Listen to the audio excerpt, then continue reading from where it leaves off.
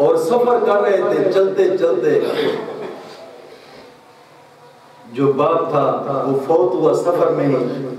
فوت ہونے کے بعد ہی اس باپ کا چہرہ بدل گیا، اس کا سر خنزیر جیسا ہو گیا، شکل و صورت تبدیل ہو گئی مرنے کے بعد۔ بیٹا اپنے باپ کی یہ حالت دیکھ کر بڑا گھبرایا اور بڑی عاجزی سے اپنے مولا کی طرف متوجہ ہوا۔ تھوڑی دیر کے بعد سو گیا، رب کی طرف توجہ کر کے سو گیا۔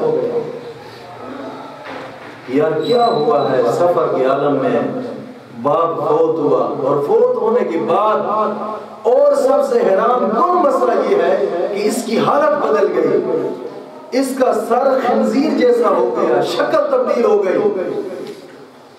تو خواب جب سویا تو خواب دیکھا، کسی کہنے والے نے کہا تیرا باپ سود خور تھا، اس لیے اس کی مرنے کے بعد حالت چینج ہو گئی، حالت خنزیر جیسی ہو گئی۔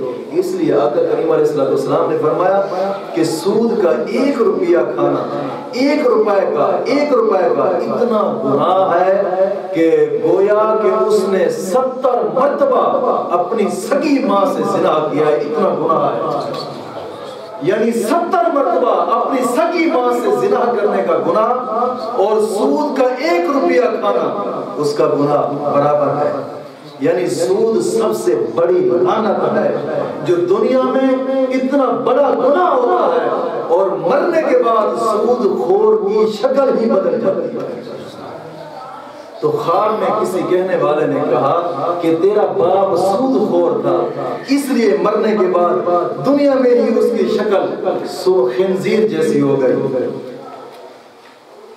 تو اس وجہ سے اس کی شکل بدل گئی۔ مگر محبوب خدا حضرت احمد مجتبی محمد مصطفیٰ صلی اللہ علیہ وسلم نے اس کے حق میں سفارش فرمائی۔ کیوں سفارش فرمائی؟ فرمایا کہ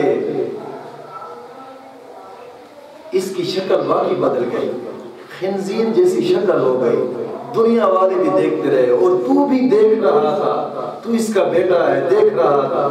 مگر بات یہ ہے کہ تیرے باپ نے 1 مرتبہ آقا پر درود پاک پڑھا، وہ 1 مرتبہ درود پاک پڑھنا، میرے آقا نے اس کی سفارش فرمائی رب کی بارگاہ میں کہ مولا اس نے مجھ پر 1 مرتبہ درود پاک پڑھا تھا، مگر اس کو دنیا میں تو رسوا نہ کرنا، میرے درود پاک کو دیکھ، میرے درود پاک کی برکت سے اس کو دنیا میں رسوا نہ کر۔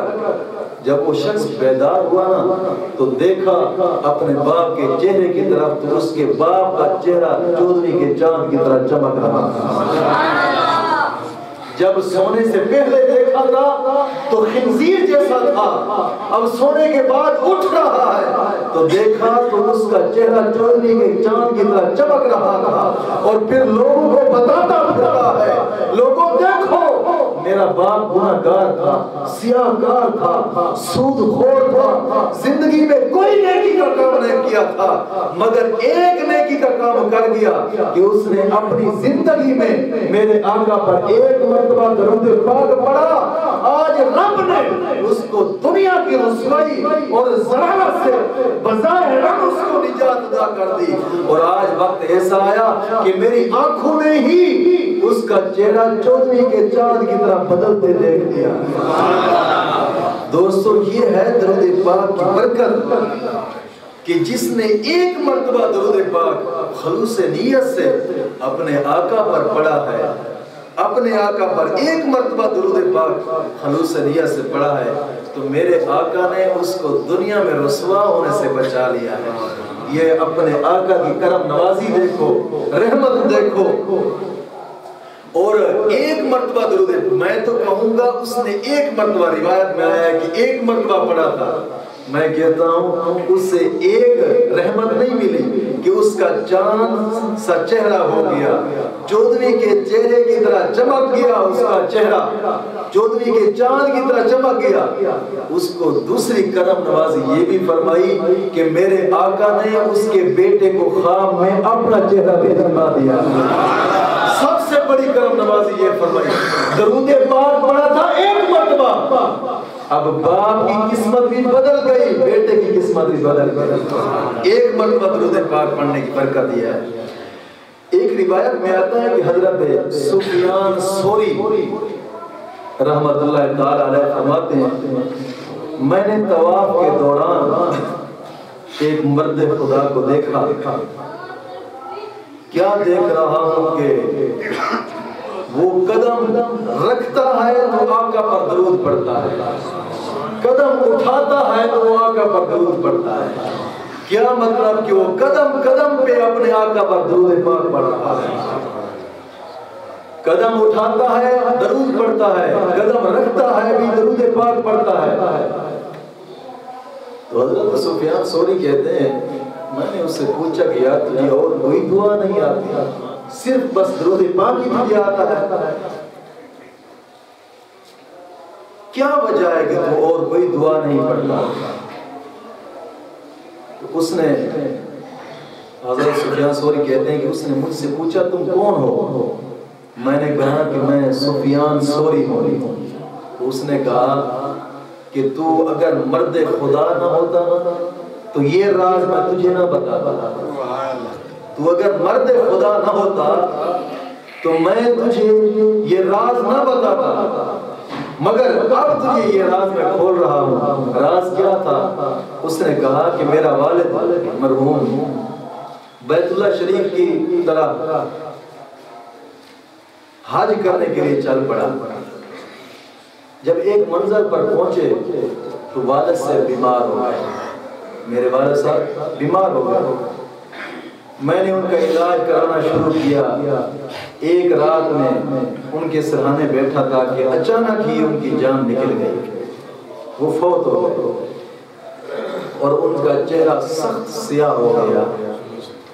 میں نے یہ دیکھ کر انا للہ و انا الیہ راجعون پڑھا کہ مرنے کے بعد میرے باپ کا چہرہ بدل گیا ہے، رب خیر کرے، اور ایک چادر ان کے چہرے پر ڈال دی اور پھر سو گیا۔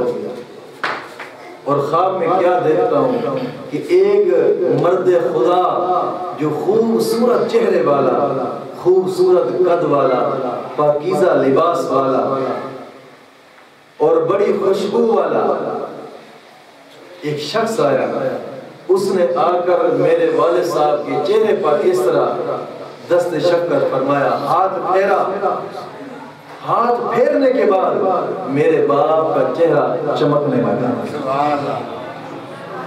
میں نے اس سے پوچھا کہ تو کون ہے اتنی برکت والا کہ میرے باپ کا چہرہ تو بدل گیا تھا، میرا باپ بڑا گناہگار تھا، سیاہ کار تھا، تو کون ہے؟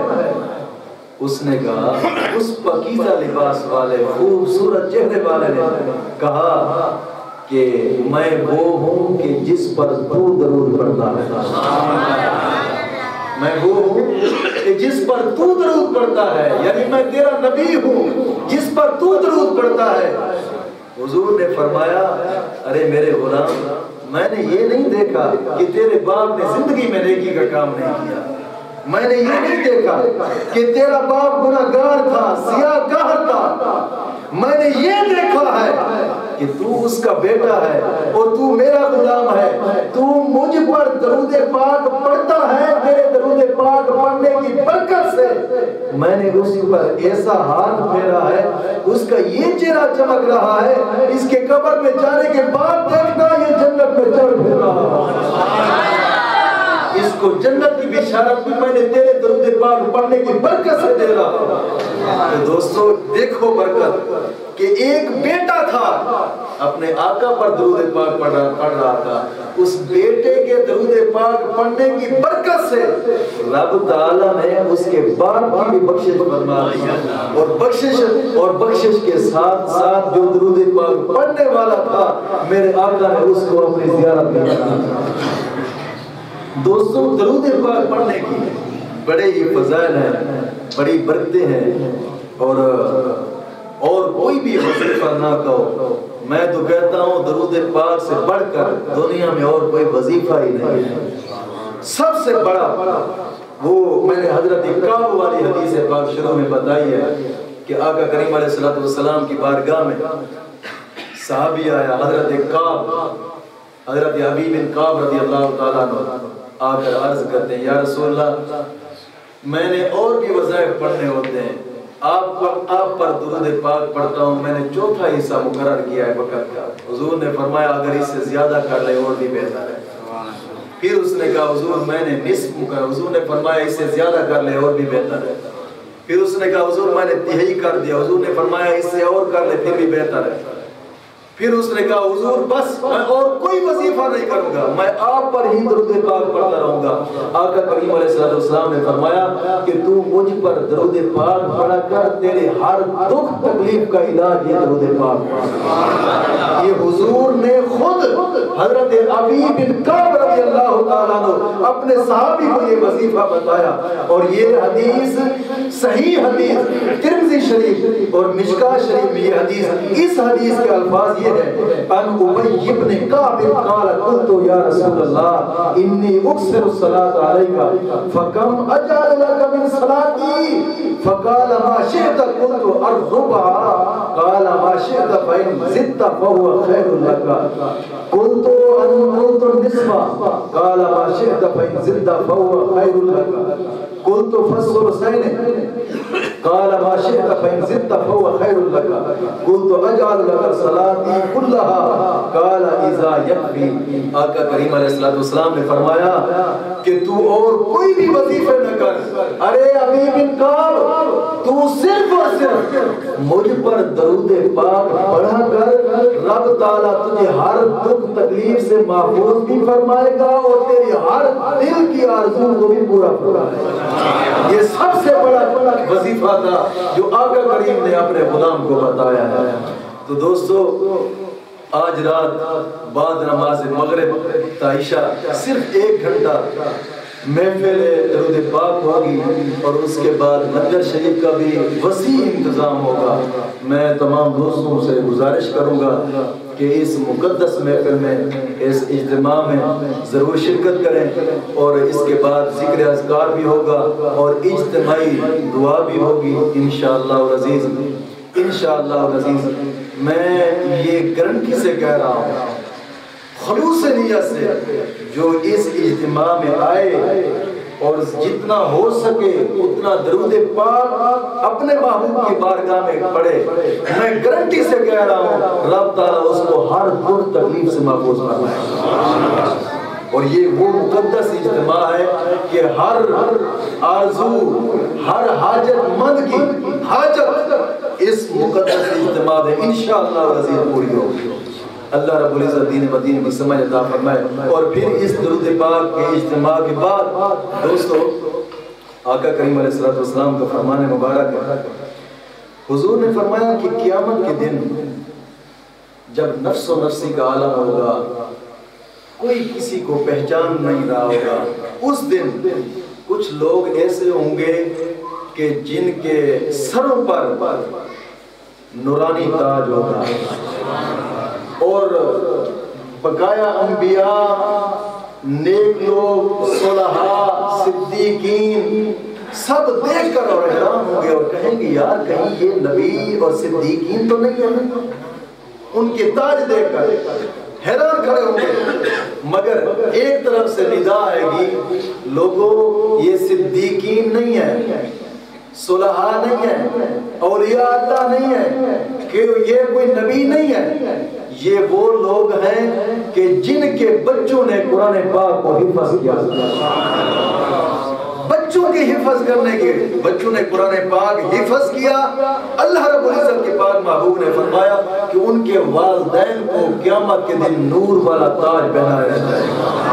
اور آج انشاءاللہ العزیز اس اجتماع کے بعد 2 بچوں کی آمین بھی ہوگی جنہوں نے قرآن بالکل مکمل یہاں اس مدرسے سے حفظ کیا ہے. یہ آپ کی بھی بچے ہیں، آپ کے محلے کا مدرسہ بھی ہے، اس اجتماع میں اور ان بچوں کی حوصلہ افزائی بھی فرمائیں اور اس اجتماع میں ضرور شرکت کریں۔